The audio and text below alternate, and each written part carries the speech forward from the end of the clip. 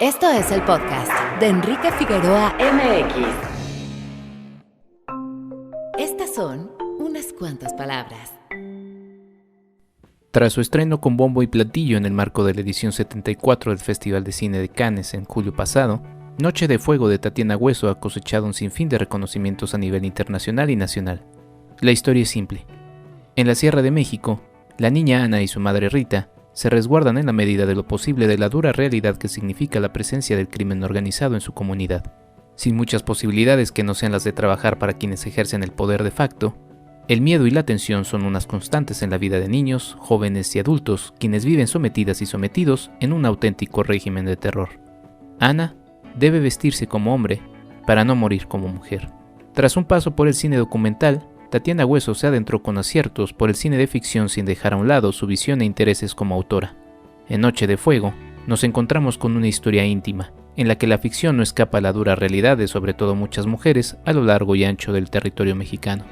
Noche de Fuego ha cosechado, entre muchos reconocimientos, el premio a Mejor Película en la sección Horizontes Latinos del 69 Festival de Cine de San Sebastián, el premio a Mejor Largometraje de Ficción Mexicano en el 24º Festival Internacional de Cine de Guanajuato, los premios Golden Athena Award y City of Athens Best Director Award en la 27ª edición del Festival Internacional de Cine de Atenas, y finalmente, el derecho a representar a México en la edición 94 de los próximos premios Oscar de la Academy of Motion Picture Arts and Sciences de los Estados Unidos en la categoría Mejor Película Internacional. En la antesala de una función especial de Noche de Fuego en la 19ª edición del Festival Internacional de Cine de Morelia, y su próximo estreno en la plataforma de Netflix el 17 de noviembre de 2021, le dedico un episodio especial a esta película que seguirá dando de qué hablar en los próximos meses. El duro acontecer nacional se refleja en las historias plasmadas en nuestro cine. Que la empatía por estas realidades nos haga luchar para que no muchos años más, estas sean más cercanas a la ficción que al documental. www.enriquefigueroa.mx. Bienvenido. Este es nuestro invitado de la semana. Muy buenos días, tardes o noches. Bienvenidos a este podcast. Mi nombre es Enrique Figueroa Anaya y me da muchísimo gusto, después de, como ya ustedes escucharon en la editorial, platicar de una película a la que deseaba de verdad, dedicarle un espacio importante en este podcast. La verdad es que ustedes ya lo saben, de repente los temas se acumulan y yo me prometí solemnemente mantenerme no tan ansioso y lanzar solamente un episodio a la semana de este podcast después de los meses de agosto y septiembre, donde la verdad me aloqué. Y para ello, sí, como ya escucharon, vamos a hablar de Noche de Fuego de Tatiana Hueso. Me acompaña Astrid García. Astrid es editora en Lumínicas y tuve la oportunidad de platicar con ella, así como con muchos colegas en el Festival Internacional de Cine de Guanajuato, y caminando en las calles de Guanajuato, de repente, pues, así como luego lanzo, dije, Astrid, ¿qué tal si hablamos de Noche de Fuego? ¿Cómo estás? Bienvenida. Hola, muchas gracias Enrique, gracias por invitarme y pues un gusto igual saludarte por acá y recordando justamente esas pláticas que tuvimos en el festival. Y pues justo cómo surgió indudablemente esta película durante ese tiempo. Exactamente, que además tuvo una presentación especial, abrió el Festival de Cine de Guanajuato en su sede de San Miguel de Allende, en una función al aire libre, y pues bueno, ahora nos trae otra vez a hablar Noche de Fuego, en el marco justamente de la antesala del Festival Internacional de Cine de Morelia, donde tendrá también una proyección especial. La verdad es que Noche de Fuego se ha estado paseando por varios festivales, ha estado ganando premios en distintos festivales, en el propio Guanajuato también se hizo acreedor del premio. En fin, la verdad es que es una película que nos ha dado mucho de qué hablar. Pero Astrid, pues cuéntame, ¿cuándo fue la primera vez que la viste? Noche de Fuego de Tatiana Hueso. Justamente fue ahí en el jardín principal, en San Miguel de Allende. En la inauguración yo ya tenía bastantes ganas de verla, y dije, la verdad sí quiero esperar a que sea ya pues como el momento en una función así especial. Y la verdad, verla pues en la plaza le dio una dimensión aún mayor, porque pues era ver el contraste de lo que estaba en la pantalla pues la vida que seguía sucediendo ahí en el centro, gente vacacionando, turistas, entonces era mucho ese contraste con la potencia de las imágenes que realmente estábamos viendo, entonces desde ahí ya fue una experiencia pues muy significativa ver para mí como ese relato, mientras que personas caminaban y solo se paraban unos segundos, le tomaban foto a esa proyección y seguían.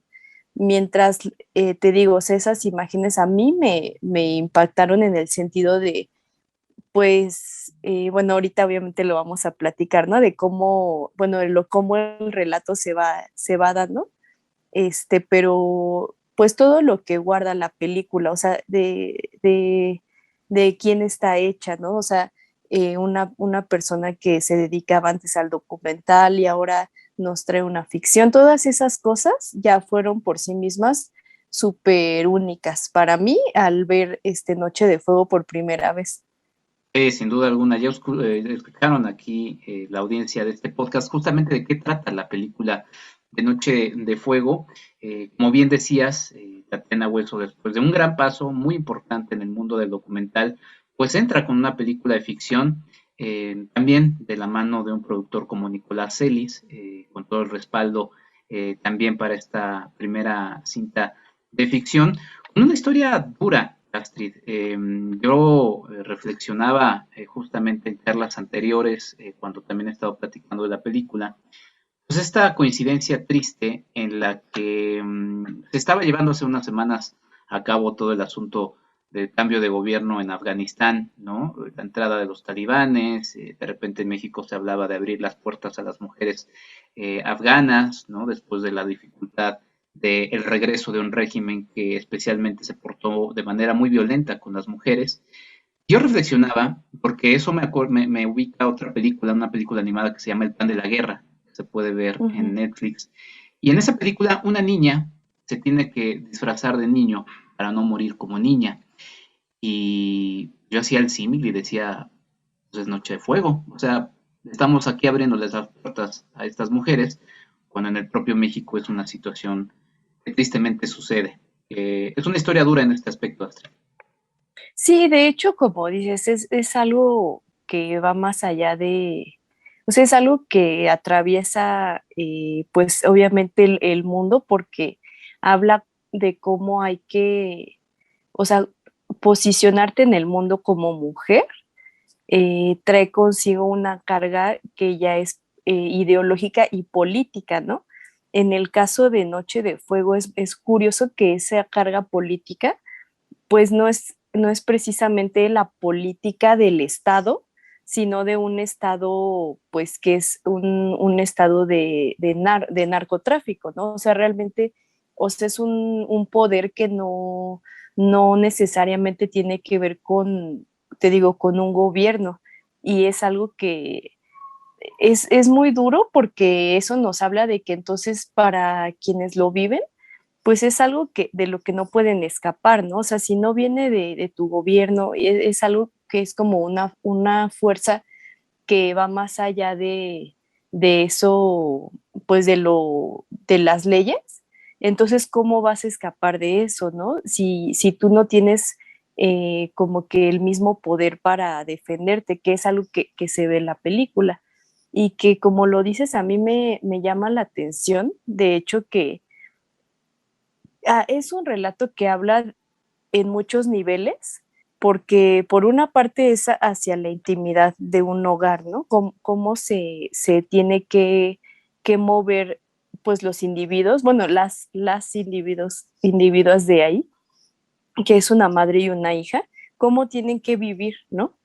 Pero también te habla ya a un nivel de comunidad y también te habla a nivel ya de la educación y después ya en un pueblo, o sea, como que vas viendo que esas son acciones que hablan no solo a sus círculos más cercanos, o sea, como que en el caso de las protagonistas, atraviesa pues todas las partes de su vida, ¿no? Sociales, íntimas, de educación, entonces para mí sí es como dices tú, o sea, lo vemos en las noticias, en otras historias, pero siguen siendo historias de despojo, ¿no? O sea, de tu mismo hogar, tener que moverte, tener que huir. O sea, entonces yo creo que justamente eso hace todavía más potente este primer ejercicio que tiene Tatiana Hueso, ¿no? Sí, muy interesante esto que mencionas de las distintas capas que se van cubriendo en la película y si quieres vamos a entrarle un poquito a cada una de ellas. La película justamente empieza con esta relación de madre e hija, ¿no? Ana siendo la hija, interpretada por dos actrices a lo largo de la película, porque vamos viendo un poco cronológicamente un poco más amplio el cuadro completo de lo que va sucediendo en esta historia. Y empiezan a jugar, digo, ya es una película que ya imagino la mayor parte de la gente ya la pudo ver, ya estuvo también en salas de manera comercial, como ya lo mencioné yo también, se estuvo paseando por distintos festivales, todavía lo seguirá haciendo. Bueno, vemos justamente cómo la mamá le está enseñando a esconderse, ¿no? Algo, Ujú. bueno, de hecho, la está enterrando, por así decirlo, o sea, estoy entrecomillando, pero Sí, es muy fuerte, la está enterrando y uno dice, bueno, como por qué la está metiendo en un hoyo en la tierra, ¿no? Eh, Posteriormente claro. vamos viendo un poquito eso. Y luego algo que a mí me gustó mucho es el juego que tiene de irla entrenando en el oído, ¿no? O Ujú, sea, todo este asunto de cómo de repente va identificando los sonidos, porque tiene que identificar si el perro que está a quién sabe cuántas casas está reaccionando de manera distinta, es porque hay algo, una amenaza que está alrededor de ello, ¿no? Y todos esos juegos, pues tristemente están pensados en la supervivencia, ¿no? ujú. Es muy duro. Sí, de hecho, justo esa relación de madre e hija es muy particular porque, como tú lo dices, es a través de juegos que ella le va enseñando rituales, ¿no? O sea, o formas que le pueden llevar a sobrevivir. Pero yo notaba pues ya en su relación, pues que no tienen esa libertad obviamente de disfrutar esos lazos. O sea, a mí eso es lo que más me conmovió de la película. Bueno, entre muchas cosas, pero en sí, ver que un lazo madre-hija no pueda darse de forma plena, porque ya tienen ellas que vivir siempre con este ojo muy, muy afinado de saber qué las está rodeando. Obviamente cuando empiezan a desaparecer este, chicas de la comunidad, empiezan las alertas rojas y o sea, la madre es como, o sea, como madre me refiero, o sea, como la figura de madre tiene que elegir entre, pues, como continuar, permitirle a su hija continuar con esta infancia o con esta relación con ella, pues, en plenitud, te digo, o ya toda su vida que gira en torno de poderse salvar. Y te digo, a mí esto me conmovió porque me hizo ver que hay muchas cosas que ya no vemos las personas que, que no tenemos como que, más bien que tenemos el privilegio de poder hablar de esto a través o de la ficción o de una película del arte, ¿no?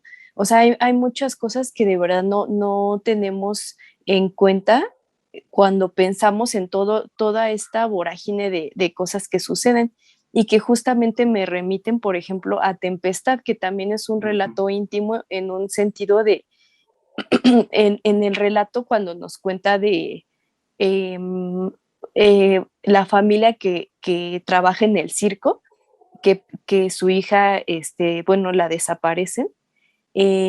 Siento que es ese relato en particular, como que tiene esta claridad de momentos en los que su intimidad se ve corrompida, ¿no? O sea, es como que entraban, bueno, en un momento dado tenían que entrar aquí a poner micrófonos en todas partes, nosotros ya no podíamos hablar de lo que sucedía, o sea, empiezan a narrar cómo toda esta violencia no solamente afecta en lo más evidente que es pues una desaparición, este, una pérdida de una vida, sino ya quienes se quedan realmente se quedan con una vida o se quedan más bien en un duelo, ¿no?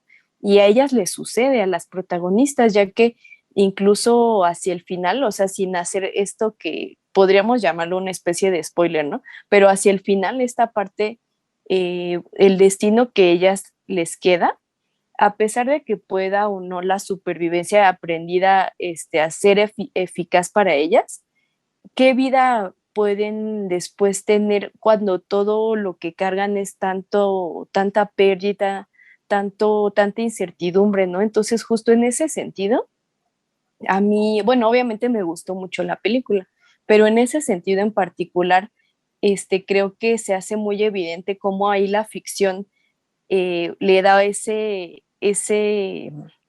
como que esa herramienta extra, ¿no? O sea, como que sea una ficción hace que sea redondo y que nos pueda contar todo ese universo desde un antes y un después, ¿no? Como dices, el inicio cuando están en la tierra, como ella no entiendes por qué, y conforme se va dando la película entiendes a qué se referían esas primeras escenas.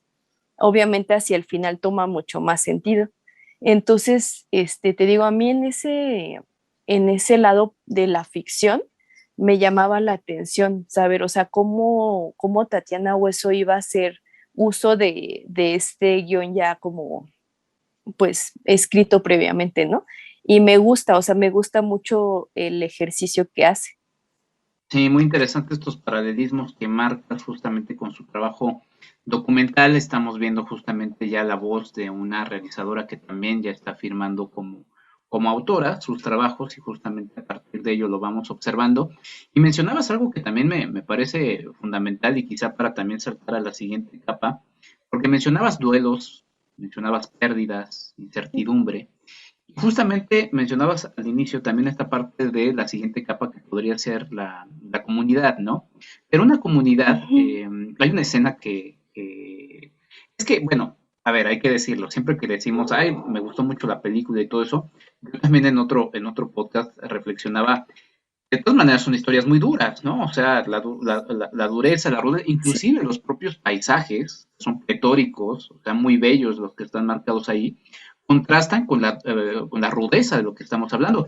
Inclusive también otro elemento, la amapola, ¿no? La flor, es una flor muy bonita, pero todas las consecuencias que genera esta siembra y todo lo que hay alrededor del mismo proceso, pues termina siendo muy, muy violenta. Pero regresaba a esta escena que me gusta mucho, en la que están las distintas mujeres tratando de comunicarse con sus celulares, ¿no?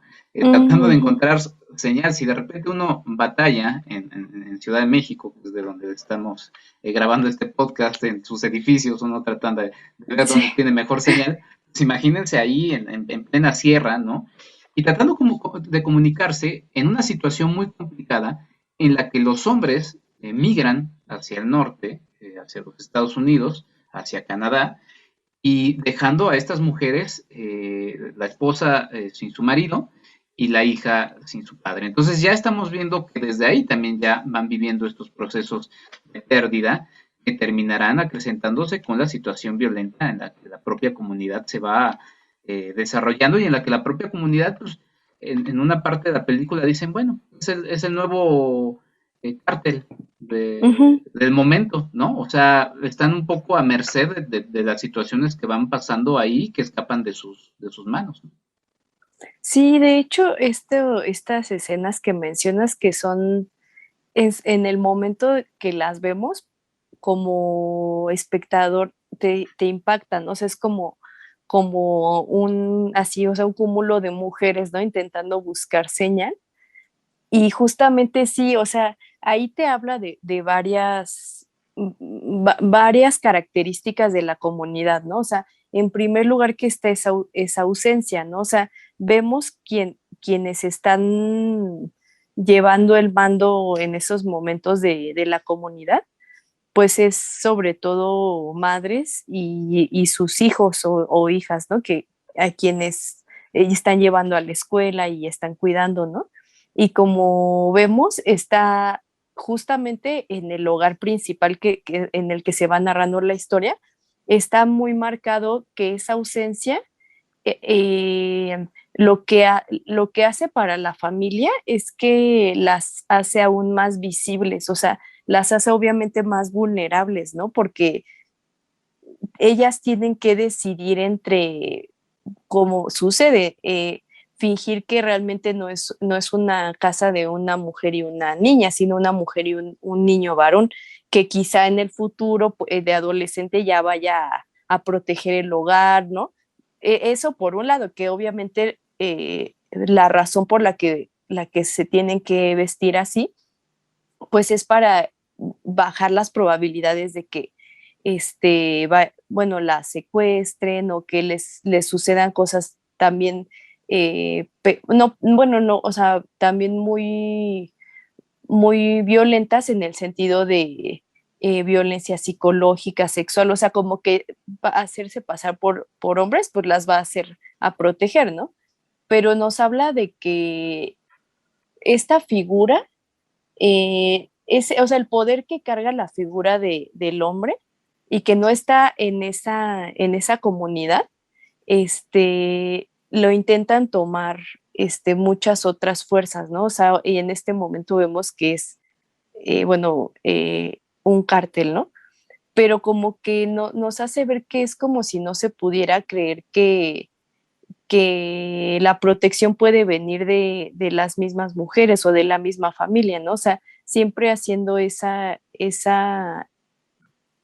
diferencia, porque pues para toda la sociedad en ese momento o sea, es evidente que la vulnerabilidad viene desde, pues, el cuerpo, ¿no? O sea, hay que proteger el cuerpo, hay que proteger a las niñas que no tengan como, ay, perdón, es que se me fue ahorita la palabra que iba a usar, o sea, las niñas que no se relacionen de formas que las puedan exponer más, como que sí, esta ausencia se ve hasta en el momento en el que el maestro empieza a tomar como un mando con lo que sucede en la escuela, ¿no?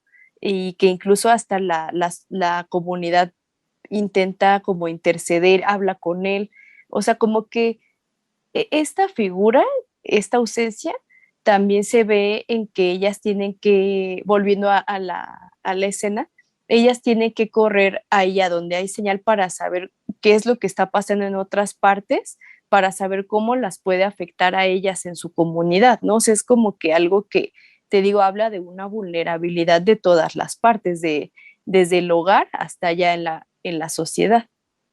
Sí, una vulnerabilidad que queda patente ahí, inclusive, por ejemplo, y lo marqué aquí en en mis notas, un ejército asustado, ¿no? Porque hablamos también de estas otras capas que se van sumando a la propia comunidad. Hay una escena en la que llegan justamente los miembros del cártel en turno y pues, el ejército no, o sea, poco o nada puede hacer, nada más reacciona un poquito a lo que va sucediendo, pero finalmente ahí se ve quién tiene el poder de ¿cómo se dice? El monopolio de la violencia, ¿no? Que es esta presencia violenta que será, en este caso, este cartel, mañana será otro. Y mencionabas algo que también es muy importante, la sororidad, ¿no? Está presente ahí entre las mujeres y principalmente, y a lo largo de la película es algo que se va remarcando mucho, entre las amigas de Ana, ¿no? Que además creo que es Ujú. una parte muy bonita, una parte de luz dentro de lo grisáceo y lleno de nubes que está presente en esta noche de fuego. Sí, y de hecho esas escenas de sus conversaciones, sus juegos, le dan el toque de inocencia y también el toque de dureza, o sea, de una crudeza en sus preguntas, ¿no? Que no dice, ¿qué va a pasar cuando me toque a mí o cuando te toque a ti? Pero en sus voces es como entre si le estuvieran contando una historia de terror, ¿no? O sea, como algo que realmente no puede suceder, pero realmente en su contexto pues está con estos tintes de algo muy negro, o sea, muy oscuro, que es que sí les puede pasar y que incluso pues la historia comienza con que, o sea, sucede a alguien cercano, ¿no? Entonces, Sí, a mí también estas escenas con las amigas me parece que también son como poner en la mesa personajes que pasan por etapas muy humanas, permeado por todo su contexto, ¿no? O sea, ellas van pasando desde la infancia a la pubertad y luego a la adolescencia, van creciendo juntas y todo pues su imaginario va siendo bastante, pues infectado por todo lo que ven, ¿no? Y también, bueno, la relación que tiene Ana con su amiga, ahorita no puedo recordar el nombre de ella, pero es el personaje a quien le hacen una operación. Esa relación en particular, creo que es como que, o sea, es muy especial porque inician juntas, te digo, con este suceso que es muy, muy feo, y juntas van soñando con algo distinto, ¿no? O sea, como que juntas van imaginando que su contexto puede ser diferente, puede estar con un poco de fantasía como ellas, pues como cualquier niña puede imaginar e idealizar, pero el cierre es de hecho muy amargo en esta relación en particular de amistad, porque pues te habla de que en nuestra realidad, ya poniéndonos, o sea, en el contexto que es aquí en el México de este tiempo, es algo muy crudo porque es la realidad para muchas, muchas, muchas niñas y mujeres, obviamente, ¿no? De que, o sea, un sueño de chicas adolescentes, una amistad en una noche puede cambiar, o sea, puede cambiar y justo como dices, son estos pequeños destellos bonitos de todo el fuego y que realmente, que es literal y figurativo, pero siguen siendo justo de las partes que son más conmovedoras y tristes, porque pues te habla de lazos que también se pierden y que te digo, o sea, por eso se me quedaba esa pregunta de realmente es vida lo que nos queda o bueno, lo que queda después de estos sucesos a quienes sobreviven, ¿no? Todos estos métodos que le enseña su madre Ana realmente le están asegurando una vida o simplemente pues seguir resistiendo, ¿no? Solamente resistir a eso y es duro porque te hace sentir impotente, pero en mi caso te digo, a mí lo que te digo que realmente me gusta de la película es que podemos ver otras historias, pero que aunque ya están rayando en la ficción porque te hablan también de algo más, o sea, un relato elaborado, y que tiene un principio y un final, sobre el mismo relato y así, pues te hablan de que podemos poner en pantalla la historia que realmente muchas personas están viviendo. Entonces, esas personas también pueden tener la catarsis al verlo ahí. Eso es lo que a mí me gusta de Noche de Fuego.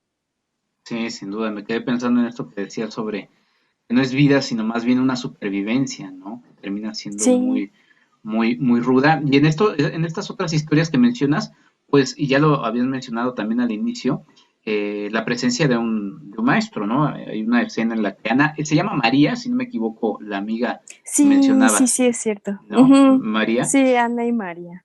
justamente le dice Ana a su amiga María, voy a ser maestra, ¿no? O sea, a partir de que se Sí, inspira de la presencia de un profesor que supongo es un chico normalista, ¿no? Que se graduó y que terminan siendo muchos de los que terminan dando clases en todas estas comunidades, pues este chico, este profesor termina inspirando a su propio salón. Hay una escena muy bonita en la que les motiva inclusive a cambiar la situación presente del pueblo.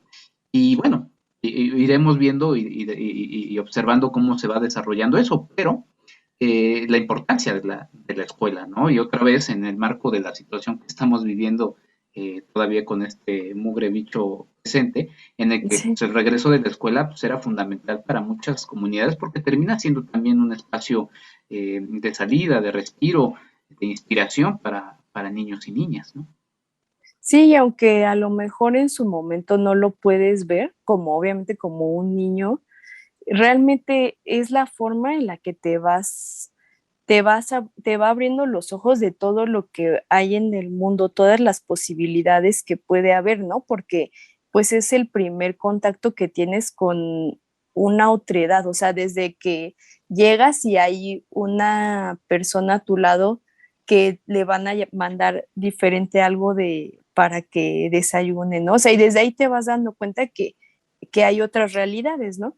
Y en este sentido, obviamente, de la comunidad que estamos viendo en la película, pues que llegue un maestro justo de otra parte, con otras ideas, por todo lo que en contraste con lo que vemos. A lo mejor es una comunidad donde ni siquiera hay redes de telecomunicación que les puedan permitir oír más estaciones de radio, ¿no? O que les lleguen otras noticias, ¿no? Entonces, son nuevas ideas y chocan con lo que ellas conocen y vemos que en el caso de Ana, pues es un sueño distinto, ¿no? O sea, yo quiero ser maestra, yo quiero inspirar, ¿no? Como me está inspirando en este momento. Eso es algo, como dices tú, sí es de los detalles de la película que son como luminosos, ¿no? Porque son pues sí te habla de todo lo que sucede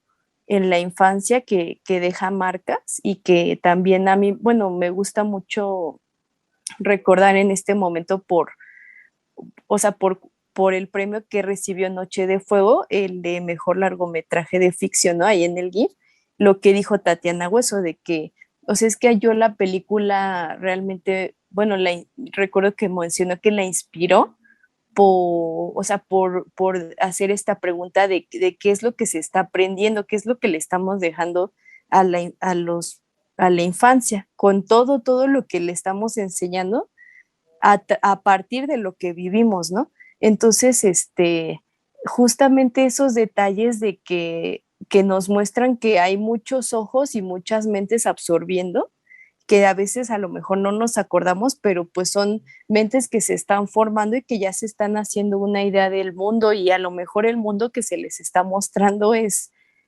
muy, con muchísima incertidumbre. Y en este caso, ¿no? Una imagen como un maestro, o a lo mejor no necesariamente la docencia, pero a lo mejor el arte o esa parte de la sensibilidad del alma, que es lo que le mueve a Ana, es justamente también bonito pensar lo que es en sí el cine, ¿no? O sea, que es algo que a lo mejor Noche de Fuego es una película con un tema muy crudo, que ahorita es muy duro hablar de él y muy sensible porque es algo que sigue sucediendo, no podemos hablar de ello en pasado o como algo que ya está concluido, ¿no?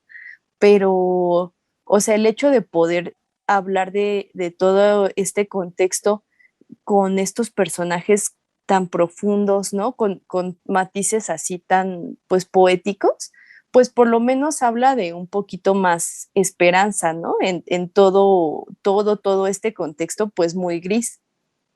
Sin duda, Astrid. Oye, pues antes de terminar esta charla y agradeciéndote mucho tu tiempo y tu presencia, no quiero dejar de cerrar justamente con esta serie de reflexiones que mencionas y que es algo que ha estado pasando por mi mente. Ya platicaba del pan de la guerra, los invito a que escuchen un podcast que hice con Time Out México en su momento, que es eh, eh, Luces, Cámara, Niños y Niñas, en donde invité justamente a niñas y niños a platicar de El pan de la guerra. Entonces, bueno, escuchen ese episodio. Y la idea de este podcast, así como de muchas cosas que estoy haciendo, mi querida Astrid, es romper con el llamado adultocentrismo, ¿no?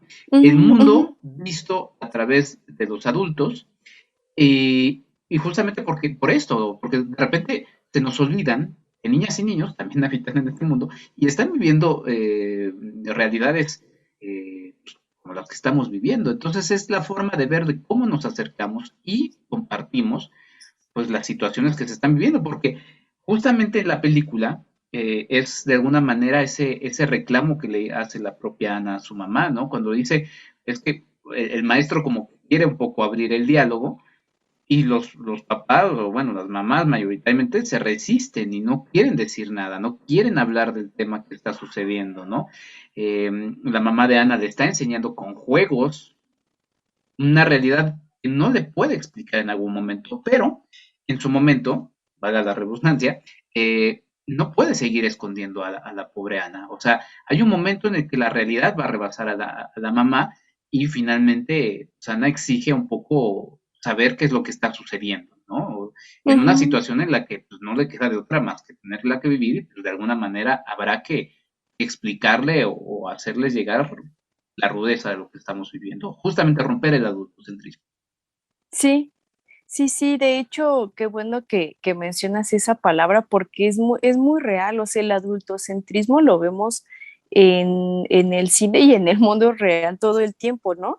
Y se nos olvida que justamente hay muchas conciencias que todavía no tienen socialmente como el poder de tomar la palabra y decir, oye, me estoy sintiendo así, me está afectando así, pero justamente tenemos que pues que voltear más a que esas testimonios se puedan dar a tiempo, ¿no? O sea, a tiempo de que como Ana lo hace, ¿no? O sea, como mencionar en el momento es que esto me está inspirando, esto es para mí diferente, o sea, también para nosotros, no solo como a través del cine, sino en nuestra vida también, o sea, como también ver cómo los relatos podemos verlos, o sea, los relatos que ya están ahí, intentar verlos desde otros ojos que a lo mejor no tienen ahorita el poder de tomar la palabra y decir, así me estoy sintiendo, ¿no? Es correcto. Sí, una película que la verdad es que abre distintas aristas, abre los ojos a distintos temas y que como ya lo había mencionado, pues es una película que sigue dando mucho de qué hablar, seguirá dando mucho de qué hablar. Digamos que acaba de iniciar su proceso de camino rumbo al próximo Ariel, en donde seguramente dará también mucho de qué hablar, aunque acaba de ser Sí. el Ariel recientemente en México, pero nada, pues ahí está, y te agradezco de verdad muchísimo, Astrid, por esta charla. Saludos a toda a todas las chicas lumínicas aquí, la verdad es Muchas que gracias. han pasado desde Sí. Fabiola, Shareli, Paloma, la verdad es que todo el mundo ha pasado por acá, entonces me da Qué mucho gusto padre, sí. que te unas A a mí esto. también me gustó mucho platicar y la verdad es que sí, te agradezco el espacio y que me hayas invitado justo de esta película que, pues sí, o sea, como toda la plática, tiene demasiadas aristas que profundizar y sí, me gustó mucho el espacio. Muchas gracias. Gracias a ti, Astrid. ¿Dónde te pueden seguir a ti y también a Lumínicas? A Lumínicas, estamos en redes como Lumínicas MX y también la página web es lumínicas.mx. Y a mí me pueden seguir en Instagram como _shoplifter. Y pues ahí estamos, ahorita justamente celebrando el primer aniversario de Lumínicas, así que tenemos actividades y ojalá puedan estar al pendiente. Pues muchas felicidades a Muchas Lumínicas. gracias. Es un proyecto que nos gusta muchísimo acá y que le deseamos muchísimos años más. Muchas gracias, Astrid. Gracias. Nos vemos, un abrazo y estamos ahí viendo qué pasa en el cine. Exactamente, seguimos ahí viéndonos en las pantallas, bueno, no en las pantallas, delante de las pantallas viéndolo, y en una de esas en las pantallas, no lo sabemos, pero bueno, pues Sí, ahí estaremos viéndonos, Astrid. Yo, por cierto, vamos a un corte y vamos a platicar justamente con dos de las protagonistas de esta película, Mayra Batalla y Marya Membreño, justamente de la película Noche de Fuego, para darle continuidad a este episodio, justamente dedicado a esta gran película que si no la han visto, vayan, corran a verla. Muchas gracias, Astrid. Vamos a este corte. Hablemos de diseño y construcción con el arquitecto Jorge Figueroa Márquez. En la construcción, se conoce como precio unitario al pago que debe cubrirse al contratista por unidad de concepto terminado y ejecutado conforme al proyecto, especificaciones de construcción y normas de calidad. El análisis, cálculo e integración de los precios unitarios para un trabajo determinado deberá guardar congruencia con los procedimientos constructivos o la metodología de ejecución de los trabajos, con el programa de ejecución convenido, así como con los programas de utilización de personal y de maquinaria y equipo de construcción, debiendo tomar en cuenta los costos vigentes de los materiales, recursos humanos y demás insumos necesarios en el momento y en la zona donde se llevarán a cabo los trabajos, de conformidad con las especificaciones generales y particulares de construcción y normas de calidad que determine el proyecto ejecutivo. Básicamente, los grupos que componen el análisis de los precios unitarios son 3. Los costos directos, subdivididos a su vez en mano de obra, materiales, maquinaria o equipo y herramienta. Luego vienen los costos indirectos y la utilidad. El costo directo por mano de obra es el que se deriva de las erogaciones que se harán por el pago de salarios reales al personal que interviene en la ejecución del concepto de trabajo de que se trate. El costo directo por materiales es el correspondiente a las erogaciones para adquirir todos los materiales necesarios para la correcta ejecución del concepto de trabajo y que cumplan con las normas de calidad y las especificaciones generales y particulares de construcción requeridas por el proyecto. El costo directo por maquinaria o equipo de construcción es el que se deriva del uso correcto de las máquinas o equipos adecuados y necesarios para la ejecución del concepto de trabajo. El costo por herramienta de mano corresponde al consumo por desgaste de herramientas de mano utilizadas en la ejecución del concepto de trabajo. Por otro lado, el costo indirecto corresponde a los gastos generales necesarios para la ejecución de los trabajos no incluidos en los costos directos que realiza el contratista, tanto en sus oficinas centrales como en el sitio de los trabajos, y comprende, entre otros, los gastos de administración, de organización, de dirección técnica, de vigilancia, de supervisión, de construcción, de instalaciones generales necesarias, del transporte de maquinaria o equipo de construcción, de imprevistos y, en su caso, de prestaciones laborales y sociales correspondientes al personal directivo y administrativo. Hay casos en los que se integra un grupo adicional, que es el costo por financiamiento, y que se representa por un porcentaje de la suma de los costos directos e indirectos. Este costo corresponde a los gastos derivados por la inversión de recursos propios o contratados que realiza el contratista para dar cumplimiento al programa de ejecución de los trabajos calendarizados y valorizados por periodos, y se integra al cálculo del precio unitario cuando el anticipo otorgado por el cliente no es suficiente para dar un avance tal que permita trabajar los siguientes pagos a través de las estimaciones de obra. Finalmente, el cargo por utilidad es la ganancia que recibe el contratista por la ejecución del concepto de trabajo, y será fijado por el propio contratista y estará representado por un porcentaje sobre la suma de los costos directos, indirectos y de financiamiento. Para el cálculo del cargo por utilidad, no hay que olvidar que hay que tomar en cuenta el impuesto sobre la renta y la participación de los trabajadores en las utilidades de las empresas. Hasta la próxima. Hablemos de diseño y construcción con el arquitecto Jorge Figueroa Márquez. Sigue a Marc y Mazá en @marquiamx en Facebook y en Instagram. ¿Quieres ayudarnos a hacer más contenido? Tu apoyo es fundamental. Entra a www.patreon.com/Enrique Figueroa MX y elige entre las muchas recompensas que tenemos para ti. Desde un agradecimiento en este podcast hasta tu participación en un cineclub en línea donde tú puedes elegir el tema. Además de 50% de descuento en nuestros cursos, talleres y tours. ¡Únete! Sé parte de esta comunidad.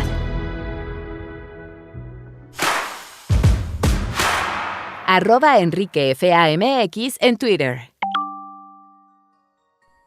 Regresamos a este episodio especial dedicado a Noche de Fuego de Tatiana Hueso. Y me da mucho gusto saludar del otro lado a Mayra Batalla. Mayra, saludos, ¿cómo estás? Bienvenida. Hola, ¿qué tal, Enrique? Muchísimas gracias, estoy muy bien, muy contenta de estar acá. Y también Marya Membreño. Marya, ¿cómo estás? Bienvenida.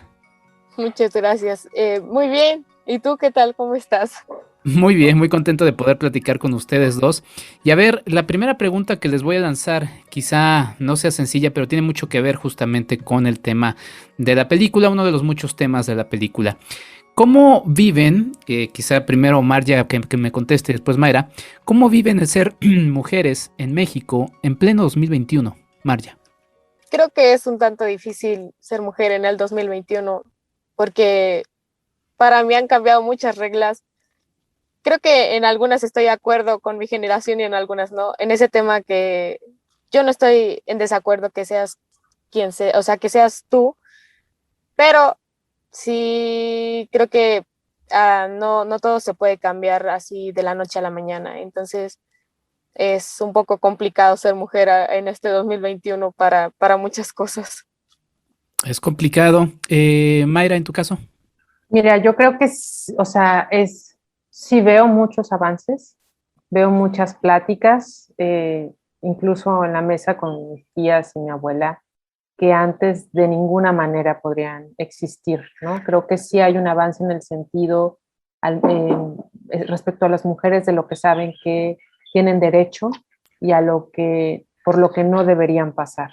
Y creo que también hay muchísima más información a los hombres de prácticas que han tenido por mucho tiempo no son correctas, ¿no? En eso sí veo un avance. Pero es una realidad que también esto tiene que ver mucho con el lugar en el que estés, con la educación que hay. Yo diría que también esto es un concepto muy capitalino, ¿no? Pero no llega de igual manera hacia provincia, ¿no? Creo que las prácticas machistas y violentas es algo que sigue estando presente, o sea, digo, y no es que en la capital no lo haya, pues, pero sin duda, bueno, pues ahí están los feminicidios, o sea, para eso creo que por un lado ha habido avances, pero por otro ha incrementado muchísimo pues la violencia hacia la mujer. Sí, sí, la verdad es que es un tema complejo, perdón por lanzarles de entrada esta primera pregunta, pero tiene mucho que ver justamente con uno de los muchos temas que toca Noche de Fuego.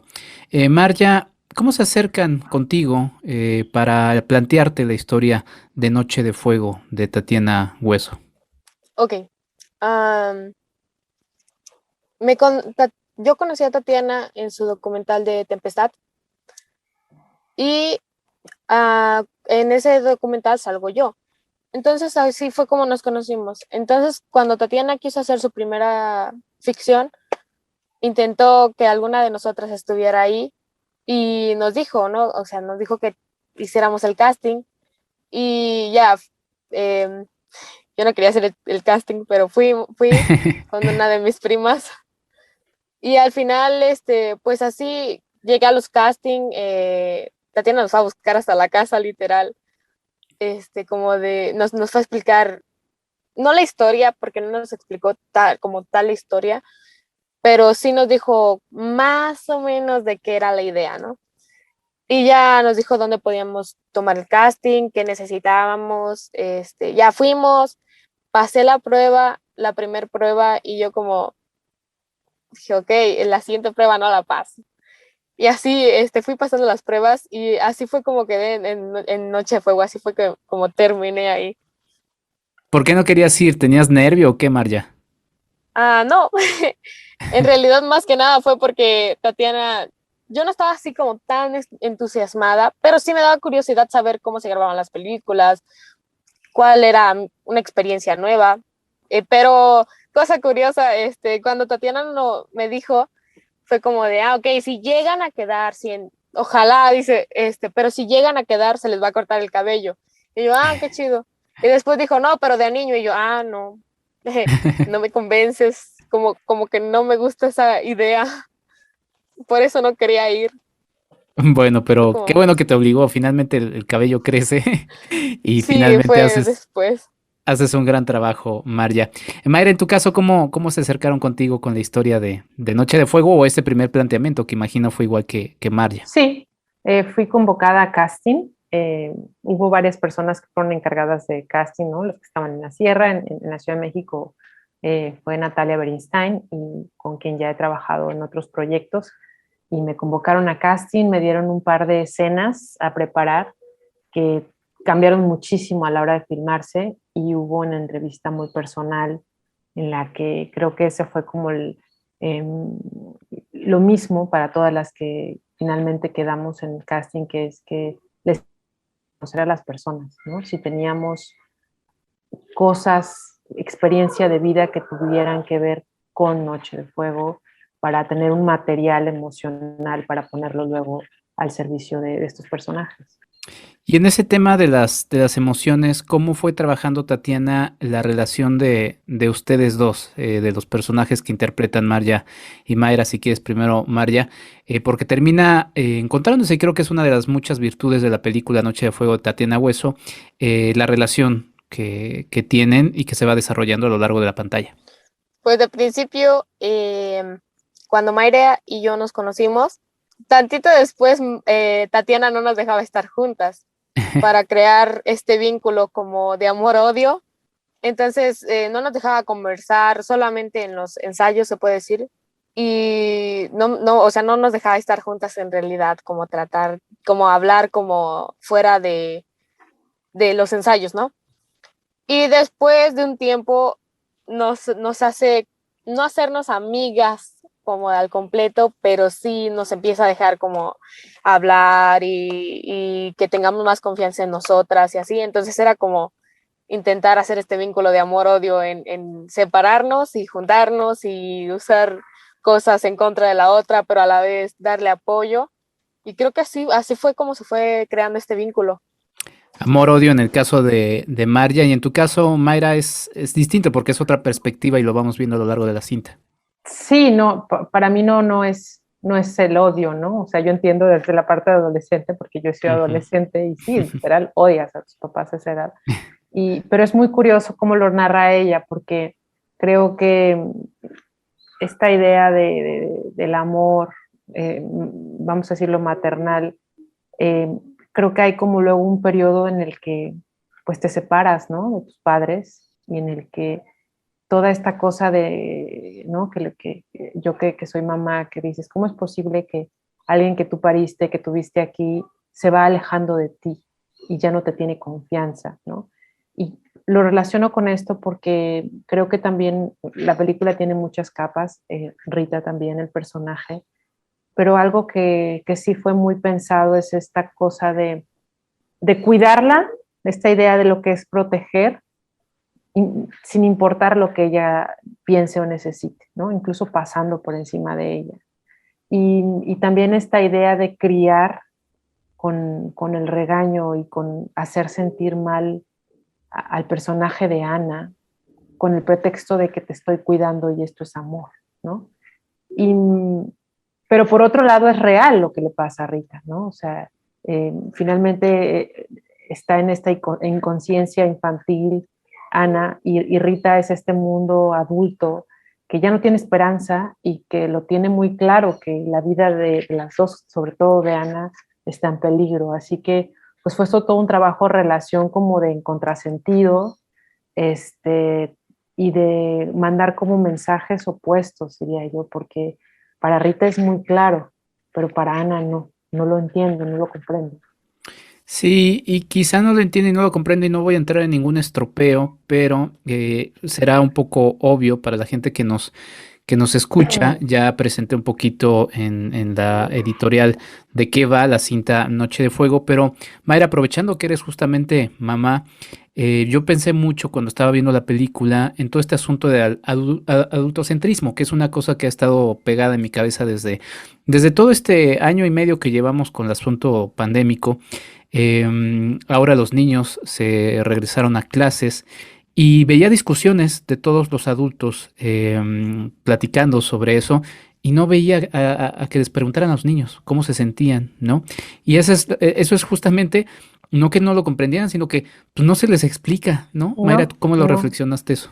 Sí, mira, yo en algún momento ¿no? Yéndome a la experiencia, o sea, en algún momento de la vida me sentí así, ¿no? O sea, creo que esta idea de los niños que es curioso, porque por un lado hay como esta protección de que los niños no escuchen, no vean cosas que no son de su edad, porque no las entienden, porque son tontos, porque no tienen la capacidad, cuando creo que los niños entienden muchísimo más de lo que creen los adultos.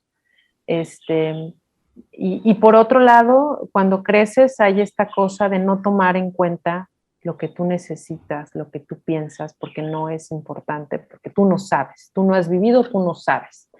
Yo adulto soy el que sabe cómo funcionan las cosas y esta cosa que se dice coloquialmente de esto, te estoy pegando pero me duele más a mí, o sea, creo que también refleja la película esta, voy a hablar de México porque es lo que conozco, ¿no? Pero esta idea de demostrar el amor, porque también creo que en Rita, al tener que cubrir esta parte masculina, que es la protección, pues también lo hace desde un lado muy machista, ¿no? Muy de lo que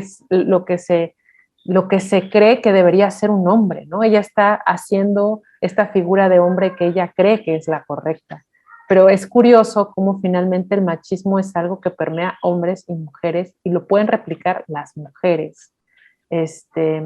Y por otro lado está toda esta parte del amor que es real, ¿no? Que de verdad Rita está dispuesta a recibir las balas antes de que alguna tocara a su hija, ¿no? Eso es real. Tenemos el tiempo encima y ya con esto voy a cerrar.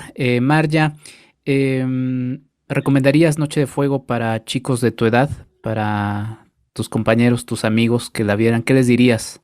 A niños o a jóvenes hombres y a jóvenes mujeres, ¿qué les dirías? En lo personal sí la recomiendo mucho porque mi generación tiene una idea muy rara de lo que viene siendo México o la vida en general. Para ver, por ejemplo, yo lo veo así, tratar de ver el mensaje de Tatiana de una mujer mexicana y cómo ve este tema, ¿no? O sea, desde otro punto de vista y desde su punto de vista como mujer mexicana. Pues yo creo que sí la deberían de ver para entender muchas cosas y pues porque está muy buena, es algo que enseña mucho, te enseña a, por ejemplo, en mi caso me enseñó mucho a que aunque soy joven en el aspecto en el de Ana, puedo cambiar las cosas, sea quien sea, ¿no? Con tener voluntad puedo cambiar las cosas. Totalmente. Bueno, eso es justamente una escena clave de la película. No revelaré más porque es también una de las escenas más lindas de la misma. Pues muchas gracias. Mayra, ¿algo que quieras agregar antes de despedirnos? Y agradeciéndoles a las dos su tiempo.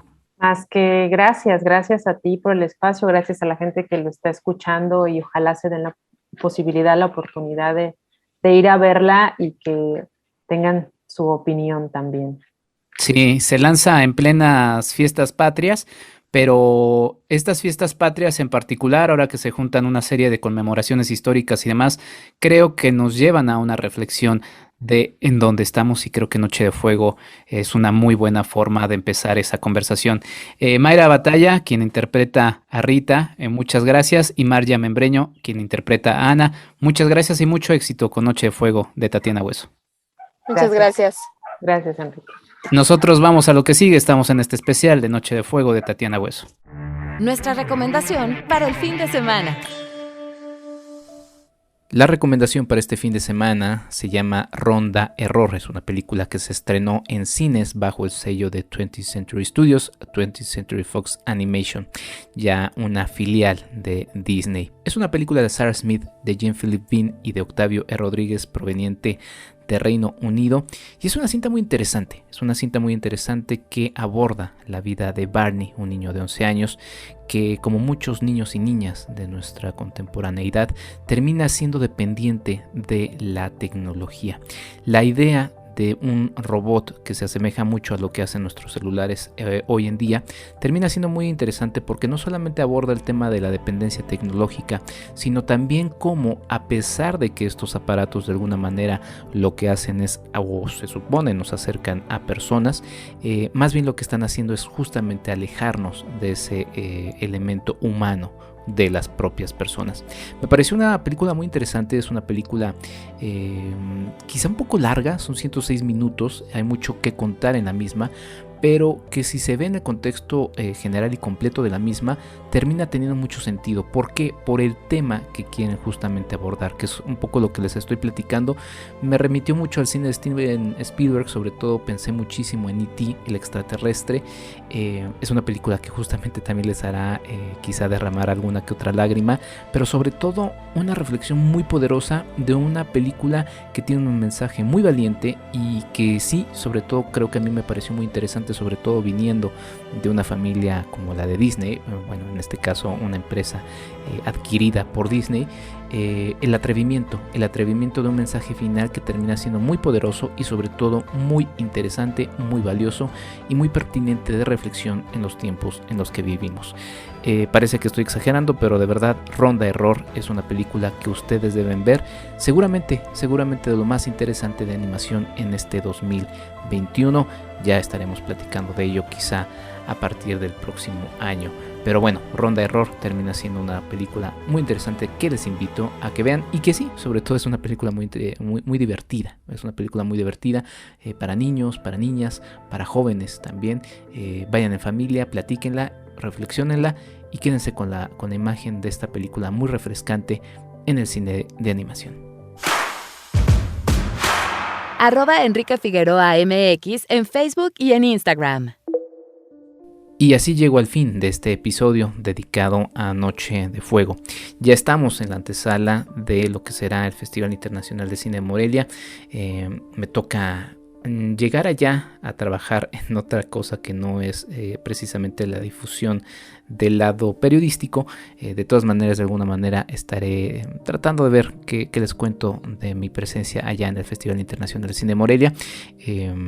La verdad es que no deja de ser el festival más importante de cine, hay que decirlo, en México, así que bueno, será como siempre un privilegio volver a estar trabajando por allá después de un año muy raro como el que vivimos el año pasado, 2020, para la gente que nos escucha en el futuro, y bueno, un 2021 que no ha dejado de ser raro, pero que bueno, va dando quizá algunos pasos de nueva normalidad, de regreso necesario a las actividades. Pero bueno, ya de eso les estaré platicando. Muchas gracias a Ligia Plácido, muchas gracias a Claudia Villegas, mis Patreon. Ya saben, si les gusta el material, compártanlo. Si les gusta muchísimo, sean parte de patreon.com/Enrique Figueroa MX. Y sin más, yo me despido. Mi nombre es Enrique Figueroa Anaya. Tengan ustedes una muy linda semana y nos escuchamos con un episodio más el próximo lunes. Hasta la próxima.